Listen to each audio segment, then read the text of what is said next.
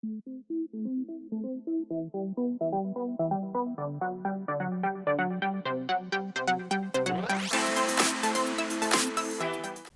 everybody, this is Graeme Anderson, and today I'm going to be looking at curators. Now the theme in this one is that you're a museum curator who must manage your staff as efficiently as possible. Your staff is represented by tokens that you have in front of you, and each token has two different sides. So on one side it might have the carpenter, but on the other side it might be the finance person. If you can flip over two tokens with the same employee, you can actually do a stronger action. You'll be deploying your employees to build museum wings, gather objects to put in these wings, and of course, raise money to pay your staff. Now this theme really intrigued me. You want to be putting on the best exhibition in the museum based on the objective cards you get at the beginning of the game. And you can acquire a few more during the game. And just look at this box. It made me want to get this one to the table as soon as possible. So, will it be like an exhibit that everyone wants to go to? Or will it be more like an exhibit that opens and closes on the same day? Let's get it to the table, see how it's played, then we'll come back for my final thoughts on curators.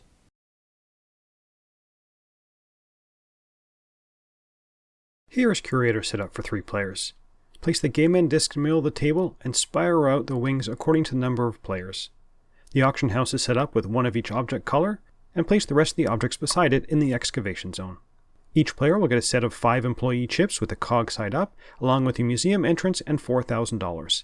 They will also place 1 visitor token in the entrance and are dealt 1 standard contract and 1 complicated contract.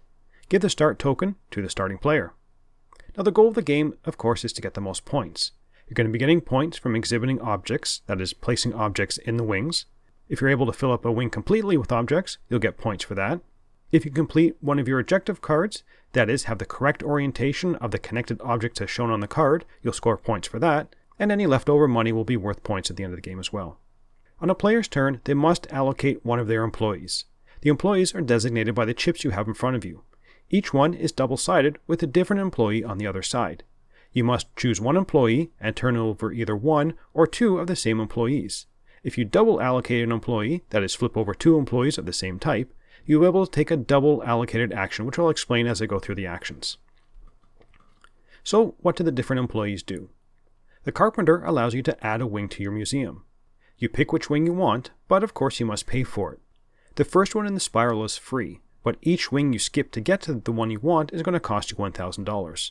So, if you want the second one, it'll be $1,000, and if you wanted the 5th one, it's going to cost you $4,000. Once you have paid and taken the wing, it must be added to your museum. It has to be placed door to door with a previously placed wing or the museum entrance. The wing can be flipped to get a mirror version of the wing. Once it is placed, it cannot be moved again. If you double allocate, you can buy 2 wings, but the cost is based on the initial layout of the wings. So if you want the first 2 wings, you'll still have to pay $1,000, 0 for the first and $1,000 for the second. The Archaeologist allows you to take 1 object of any color and place it on your storage on your player board. You will also have to add 1 of the same color to the auction house. You only place an object in the auction house if there's room for it. If your player board now has more than 6 objects, you must discard down to 6. When you double allocate, you may take 2 different colored objects. The Collection Manager allows you to purchase 1 or more objects of the same color from the auction house. Pay for them and place them into your storage. The price for them is listed on the auction house, and don't forget you can buy as many objects you want from the first line of the auction house, and you're going to be taking those from the excavation site. If you double allocate, you must buy objects of 2 different colors. The Restorer allows you to take 1 or more objects of 1 color from your storage and place them on the matching empty exhibits in your museum. If by doing this you complete a wing that has filled up all the object spaces in a single wing, you can place a visitor token on your visitor track. If you cover up a wax seal, draw 1 of each contract type, a complex and a simple one, and choose which one to keep. If you double allocate, you must exhibit objects of 2 different colors. And finally, the Finance Manager.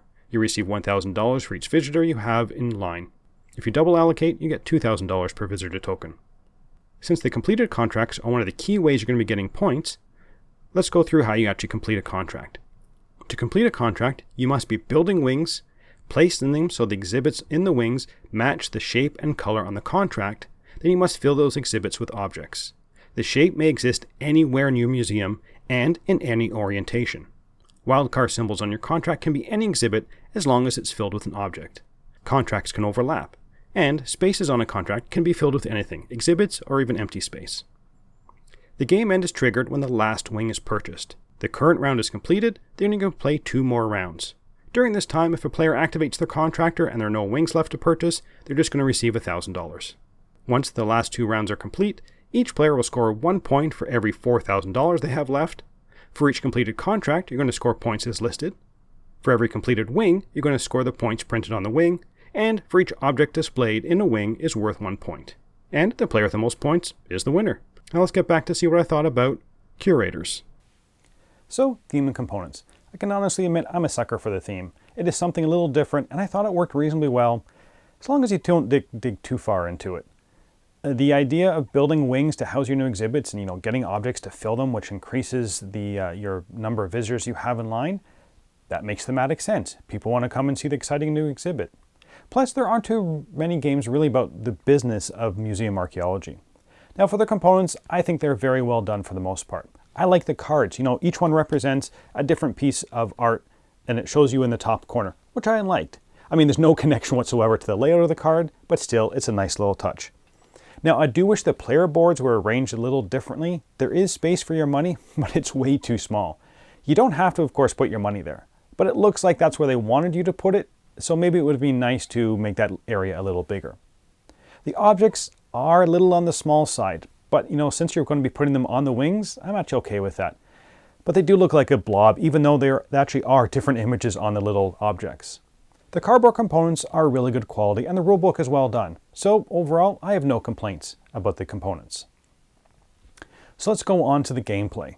Now the game is really easy to play. You pick an employee and you flip over the token or tokens and perform the task. And all the tasks are straightforward. Grab a wing, grab an object, buy an object, or place a colored object in a wing.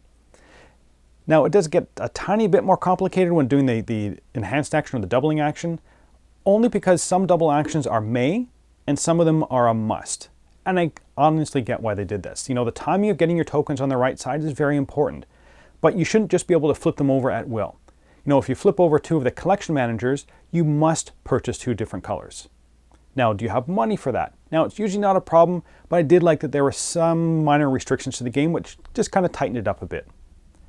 Now, the game does get into a kind of a rhythm, and I found myself doing the same sequence of actions over and over and over again, because honestly, there's only 5 actions in the game that you're going to do, and 2 of them I found were used less frequently, which is the carpenter and the financial manager. Which means you'll be doing a lot of the other 3 actions, and those other 2 just when you need them. Now this is definitely not a problem. I think for the weight of this game that they were going after, you want the players to be doing something each round. Every action that you play actually gets you something right now. There's no huge long-term strategy like, oh, it's going to take me 5 turns to get this object. No, you can get the object right then. Now my favorite part of the game was actually the objective cards and getting the wings I needed into the museum. And this is kind of where some of my issues with the game come into play. At 2 players, even though there are fewer wings available, I never had any problem getting the wings I needed, and in a lot of my 2-player games, I was finished all my objectives early before the end of the game. I'd maxed out getting new ones through the visitor track, and there's no other option to get more of them. And this happened more than once, and usually happened to both of us playing the 2-player game. And when playing the 2-player game, we were usually selecting the more complex objectives. There is no other way to get objectives beyond filling up the wings to get more visitors into line. But you are still capped at getting a total of 4 objectives, 2 at the start and only 2 more during the game.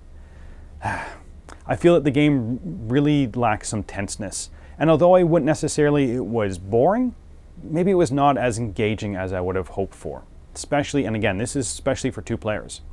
Now, with the higher player counts, 3 and 4, it was much more tense. Often there's 1 or 2 wings that I really needed to finish off an objective. And how long do you wait for them to become cheaper? Maybe I should just take the financial manager option and get more money so I can, skip the first couple in the line and use the carpenter to get the exact wing I needed. In the higher player count games, if you're finishing all of your objectives, which maybe is going to be as likely as 2 players, you were doing it usually in the last round or 2 of the game. So I felt you're actually playing and being fully engaged with the entire game. Not as much as the 2-player game. The only other negative I have for the game is actually the game length. The games I played usually lasted about 45 minutes, a little less for 2 players. That doesn't sound like a long time, but you're only doing so much, and you're doing the same actions almost in a loop. Most people I played with seem to get into sort of a rhythm of how they did their turns to kind of optimize their employees, which is good, but it can get a little repetitive near the end, and I was often wishing the game was just a tiny bit shorter. Now this is of course under the player's control, as the end of the game is triggered by the purchasing of the last wing. So maybe it was just my groups who were not aggressive enough to rush the end game. I don't know, I just wish that it was a little shorter. So would I recommend this game? Yes, I would, especially at higher player counts. This is not a deeply strategic, complex game, but it's a nice mid-weight Euro game that has just enough to keep it interesting through its main mechanism. Now, I like the look of the game, and I appreciated the attention to detail on the different components that you were playing with. I thought the main mechanism of optimizing your chip flips was interesting and enjoyable. My favorite part though was definitely trying to figure out the best orientation of the wings to try and have my objectives overlap somewhat. So by placing one object, it can be counted on 2 or even more of my objective cards. I also like that there was an advanced option where you can add advanced rules that might give you like an extra way to score, or maybe start the game with drafting. Although there are only 4 of those advanced cards, you can add 1 or more randomly to the game. Now, I was not a huge fan of not being able to get more objective cards or having more options to choose from. Yes, you get 2 to pick from whenever you do it, and you get to pick which one, but I just wish there were more. I was also not a big fan of the game length. It seems sometimes to drag on maybe a bit too long for the simple repetitive actions you were taking. And those last 2 issues were definitely exacerbated at the lower player count. I'm not exactly sure I'd recommend this for 2 players, but at 3 and 4, I much preferred it at that. So overall, I'm going to give this game a 7 out of 10 and the Dice Tower seal of approval. If you're looking for a game with an interesting mechanism, that won't overwhelm you with options, but still gives you some puzzly aspects to think about, you might want to check out Curators. And that's it for the moment. Until next time, thanks for watching.